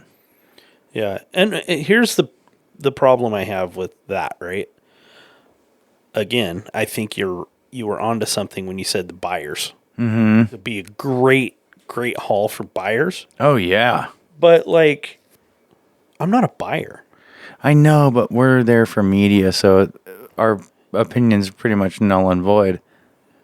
Yeah. You know what I mean? It's I think it's for the people in the industry, and most of these people are working, and you know, you could always tell by somebody's tag on their shirt. Buyer, acquirer, what was it? Seller. You know, very few of us were wearing media or guest passes. Yeah. Very few. Yeah. So it's like, of course, we're gonna feel like that, but I feel like a buyer who owns like an online retailer is gonna be like, yeah, I need to go talk to all these people about tires. Now, I would have liked to have talked to a couple of them just to like hear how they're trying to break into the U.S. market. Oh, I feel like 90% of them were alone all day. Yeah, 100%. Just sitting there like. But on the same deer in token, the headlights. When I walked by and I had the media pass on, there were a couple of those people that shied away from me. I know. I saw that too. I noticed that as well. And I tried to engage with a couple. And I don't know if it was language barrier or what. There was a lot of language barrier in there. Yeah, I feel like they were terrified. With the tool companies too. Yeah, I did There's notice a couple that tool companies. Like all the, I don't even know. I think they're like, you know, Eastern European tool guys. Yep. They couldn't barely speak English. Yeah. And I was asking about their stuff, and they'd be like, good product. And I'm like, tell me about it. You know, this is sick. I want to know about it. And they just... I can't. They really couldn't. Yeah. And it's fine. But I was just like, that's interesting. Yeah. Are you the person that speaks like best English, and they sent you here to Las Vegas? Right. It was interesting. I wonder... They have a new technology for it's headphones with the microphone on it, where translates. Like I put a set on, you put a set on, you're talking in whatever language. I think there's like 900 different languages that it does, or 150 it does, right? And I could talk in English and it translates perfectly into whatever language. Yeah, I agree. Vice versa. Yeah, that would be a cool thing for them to do. I mean, you know, there's this guy. But then on the other hand, you meet guys. I met this guy from Kazakhstan in the tool hall. And they had a couple great products. He worked for Knipex, and he like designed like 3 or 4 of their new products. And I was like, he was perfectly speaking English. Yeah. You know, he was probably about my age, maybe younger or whatever. But still, it's like, it was perfectly fine. Yeah. So it's just weird to see like the disconnect. Yeah. Of the language there. Huh. And I heard a lot of people speaking in Spanish too. Yeah. A ton of people Well, and I kind of get that, though. I get it too. No, 100%. It's the second most popular language in this country, so it's like I expected to hear a lot of different languages. Yeah. But Spanish was like overwhelmingly happening around me. Oh yeah, 100%. Which was great, but it was just interesting. It's interesting, yeah. It is, because you'll see people like laughing and joking and shit in it. It's not just like direct stuff. Like, yeah, you know, it's cool. Yeah. It's a worldly event. Let me put it that 100%. way. Yeah, you're gonna meet people from 100 different countries there. Oh yeah, for sure. And that's also pretty cool too. What was the coolest thing you saw at the show? Man, that's tough. I think Rob kind of hit this one. I'm sure he did. Me and Rob had varying opinions though, and but we both agreed on a bunch of cars. So one thing I will say, let me just scram through my pictures here. One thing that all of us noticed, like when we were talking. So when you go to a car show, you notice like 2 or 3 cars out of a couple hundred that you're like, dude, these are showstoppers. Oh, yeah. Right? Yeah, and I'm really hesitant to say this because, as everybody knows that's heard this podcast before, I hate Volkswagen. Yep. I think it's crap. I think they're hard to work on. I think they're over-engineered, and I think they're just lackluster. Yeah. But there was that Golf 2 at Wagner Tuning booth in the Hot Rod Alley that was absolutely shocking. Oh, you're talking about it was the gray one, wide body, mid-engine VR6. And the attention to detail on that build was ungodly. Mm-hmm. I mean, the turbo inlet was a gas mask crafted from 24 karat gold with like diamonds on it. Damn.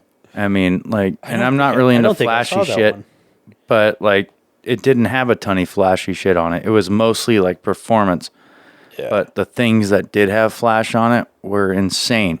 And how wide it was, and the cage in it, and like the wheel setup and the bodywork was just like, wow. Nice. It was impressive, to say the least. And like I said, I'm not a Volkswagen guy whatsoever, but I could appreciate the amount of work that went into it. There was a couple other cars. There was, let me see here. There was a yellow Lancia Delta Integrale. Oh, nice. And I can't even remember what booth he was at, but it was a Rotoform booth, I think. And it was so well done. Wheel manufacturer. Yeah, it was so well done.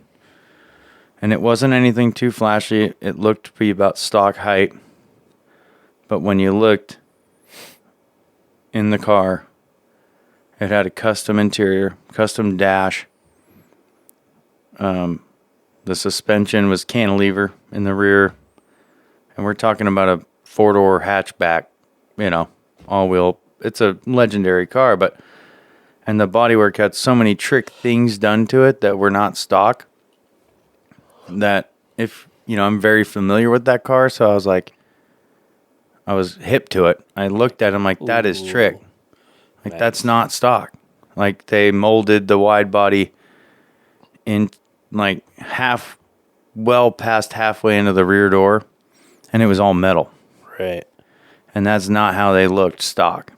And it had to be at least 2 or 3 inches wider than stock. But it looked stock. You know what I mean? And I was just like, man, somebody put some serious effort into this one. And that's what's always cool. Right. If you're hip to that type of car, you'll see a car there and you're like, that is not stock. Like, that's not how they looked. So that was a cool one. Yeah, that was what I was saying. So, you go to a car show, 3 cars are like, holy shit, these are the creme de la crop. Mm-hmm. Creme de la creme, whatever. At this show, every car that was there was that show winning car. I mean, there was a couple cheesy cars. Okay. There's a couple cheesy trucks, like just stuff that's like not my cup of tea, but still pretty well built. I didn't see any of the like SEMA fail stuff that everybody talks about. Yep. I didn't really notice any of that. Even on the Brodozers, I was looking for it. Yeah. I really didn't see much. There was that whole thing about the Miata with the Lambo V10 twin turbo setup, and that got called out. He got ran out of there. I didn't look too close to that thing. I don't really give a shit. Right. But as far as I know, that was about the only like fail there. But in the Toyo Tread Pass, a few cars that stood out to me. One of the most impressive ones was the 993 Porsche Turbo Carrera. It had a full-on wide body kit, custom molded, beautiful custom wheels. I think 7K made the wheels, and I know that guy who started that company in Colorado. And it was blue. It was like that, like, not dark blue, but like, what do they call it? Royal blue. Okay. Yeah. And that car was incredibly well done. It had a beautiful, like, buttercream interior with the blue. I mean, I'm a sucker for that. And then there was that RA Celica coupe that had a V12 in it from a Toyota Century with individual throttle bodies. And that car was also insane. And the owner was there, somebody that represented the car. And there's a lot of cars out there that aren't running or never have. Mm-hmm. And I asked him, and he's like, oh, yeah, we drove it in here. This thing drives. Damn. And I'm like, nice. It was sweet. It was black. I love black cars. I love white cars. There was just some really interesting cars there, There was that Cobra out in the Toyo Tread Pass that had the RB26 Skyline GTR motor and the all-wheel drive setup, which I found fascinating. That's freaking cool. It wasn't just the motor. Right. He had the whole drivetrain in it. That's crazy. And I'm like, that is original. Yeah. Like, not a lot of people doing that. No. And he had the sequential transmission in it, and it was right-hand drive. I'm like, man, you really, Damn. you carried the cross on that one. There was that V12 twin turbo Z4 out there. That was like a full-on cup car, but it had plates on it, or it was registered.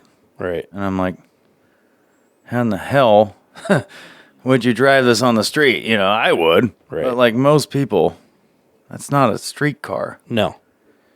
I mean, I would do it. And he had a Mercedes badge on it because it had a Mercedes V12 in it, which I thought was funny. But it didn't look cheesy, But I knew it was a Beamer. I'm like, that's not a Mercedes. Let's go look at that. Beautiful car. Huh. Just some really cool stuff, man. I mean, there was that company making the Broncos, the brand new Broncos. Oh, yeah. Not Broncos. Blazers. No, it was Broncos. Broncos? Oh, yeah. Brand new. Oh, you're talking like the 70s, Yeah. 60s, 70s They retro. were recreating Okay, them. yeah. And they had like modern interiors and Yes. like all the amenities Yeah. and like backup cameras. They're like and $150,000. lane sensing. Yeah, oh yeah. Yeah. They're freaking ridiculously expensive. Yeah. But they made a truck. They made a 2-door truck. They made a 4-door. They made a 4-door truck. Like they really went, and they had them all there. And I was like, that's cool. Yeah, that is cool.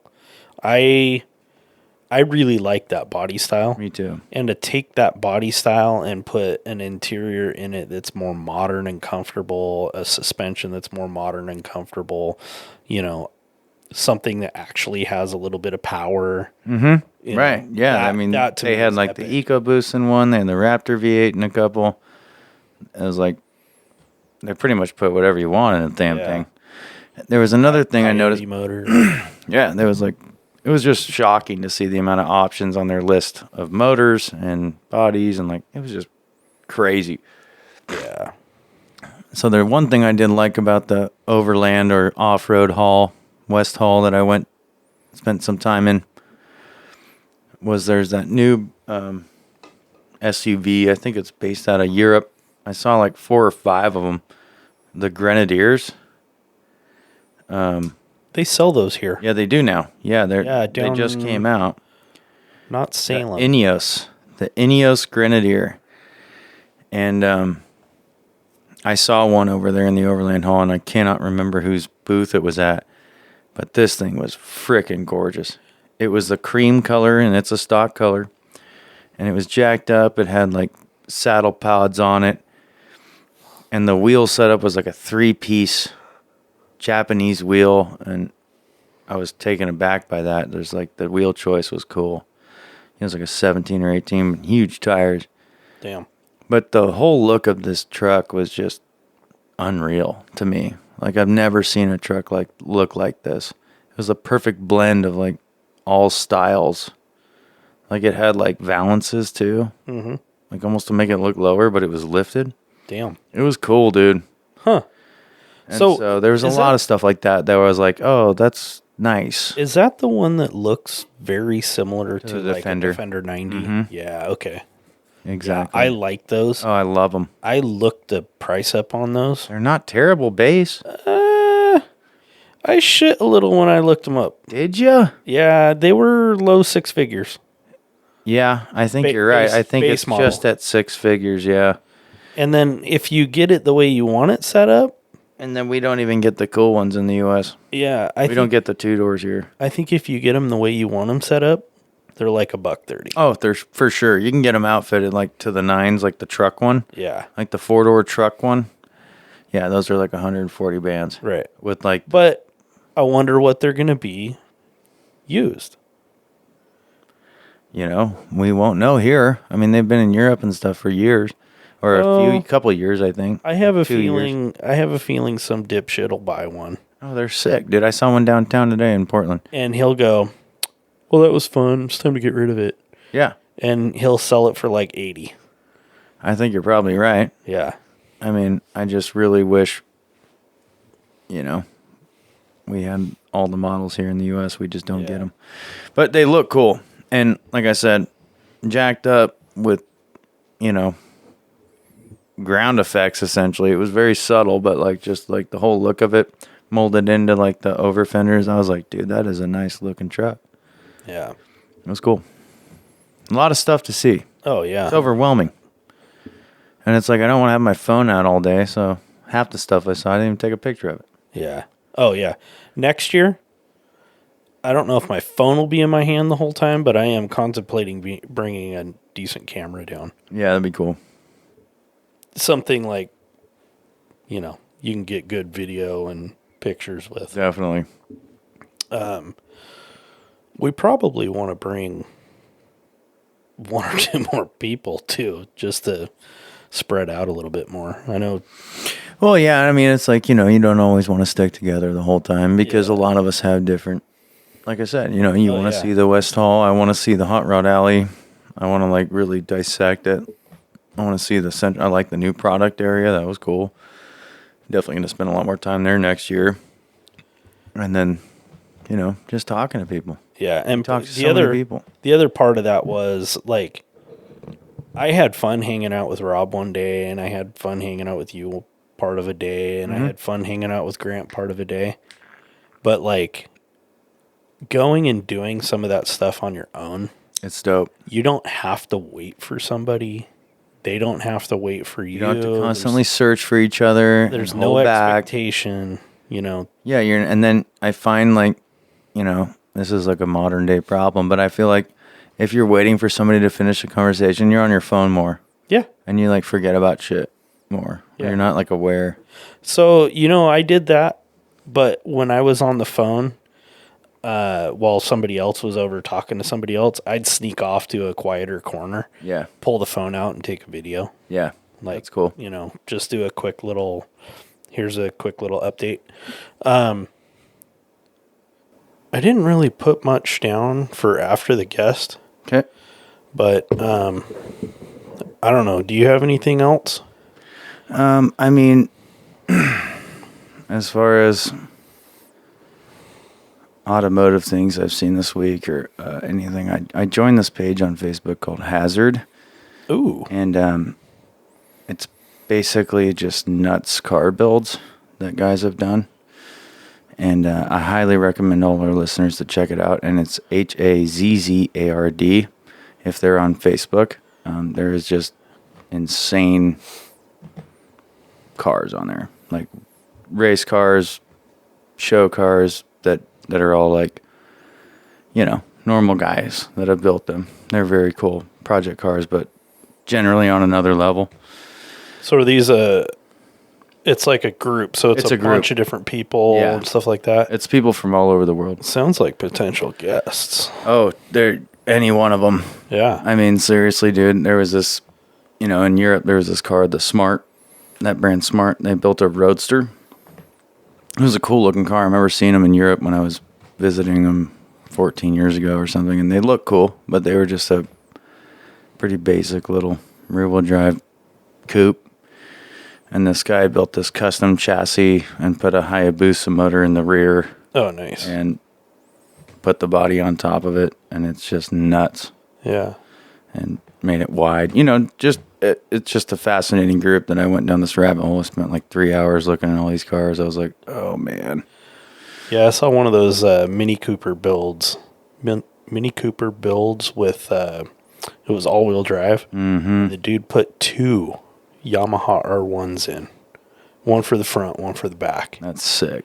Right? I can't imagine a twin-engine car. I don't know how he synced up the speed of the tires well enough that car, could move, let alone put down some of the times he did on an autocross type track. Wow.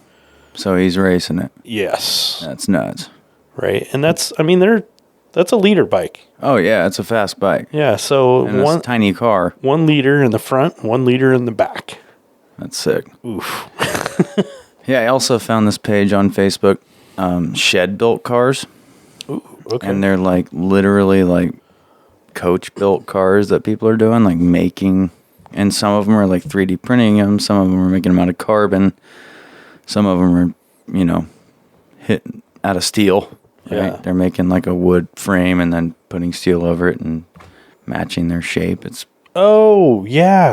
like coach building. Yeah, you know? yeah. But there's I went down a rabbit hole there too. There's like hundreds of cars on there that were gorgeous. People are making replicas of Ferraris, and like just the amount of skilled people out there that are making cars in their garages is just unreal.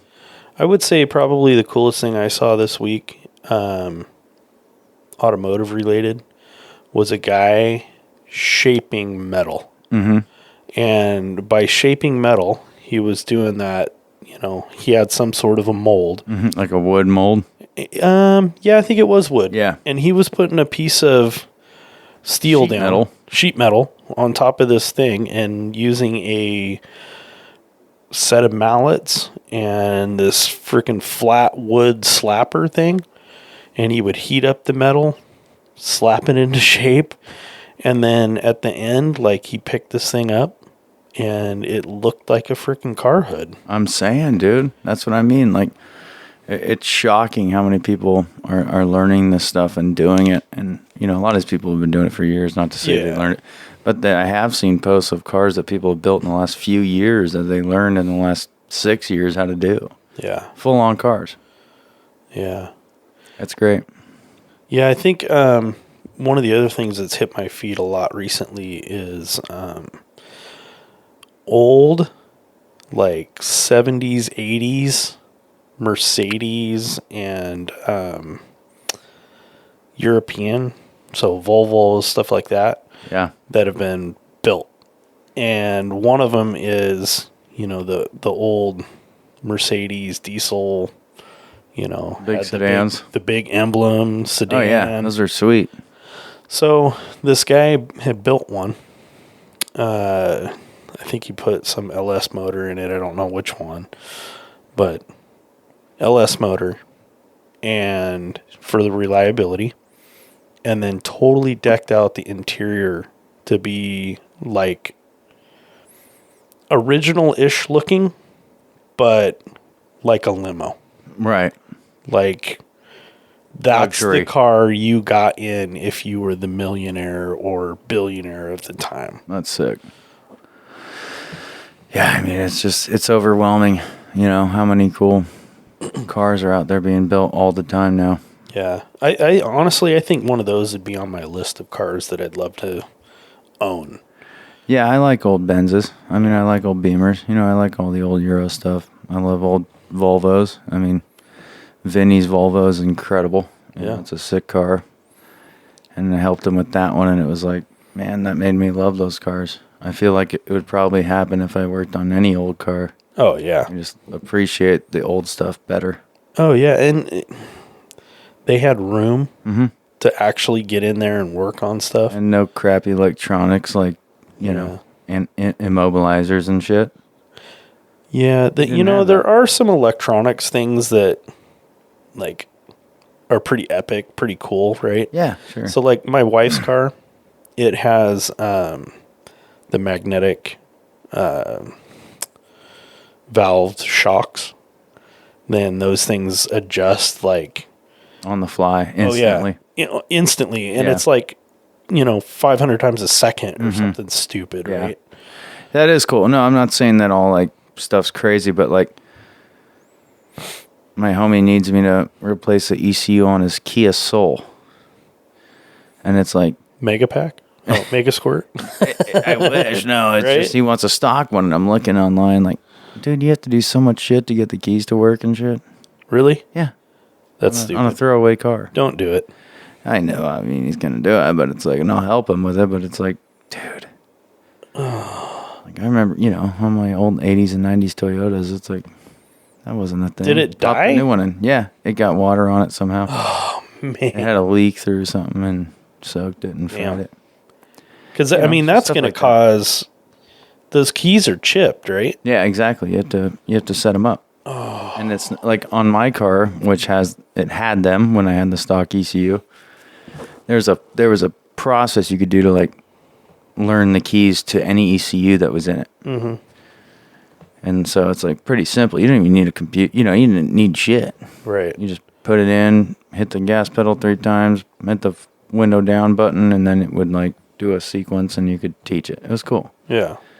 On this shit, no way, dude. You No. need one of those tablets. You need, one of those tools that like syncs it up. You got to like lock in, and it's nuts. Yeah. And if you do it wrong, it bricks it. Pretty much. Yeah. I mean, it Okay, just go won't buy another work. one. Yeah. But yeah, man, it was great talking to Brent. Yeah. He was a This good cool guest. episode, dude. I think he'll be back. I don't know when for sure, but I think he'll be back, and he'd be a good one to have come in. I agree. That'd be great if we can get him in person. But yeah, anyways, thanks everybody for listening, and it's been another amazing episode with everybody. So check out our social media. We are on Facebook, Untitled Car Project. We are on Instagram, Untitled Car Pros. Untitled Car. Oh, no. No, Instagram is Untitled Car Project. Untitled Car Project, and Discord. I think that's the same. Okay, that's the same. And Twitter, your X, yeah, we're on there too. Reach out to us, give us some feedback, and we'll see you next week. All right, fellas. Have a good one.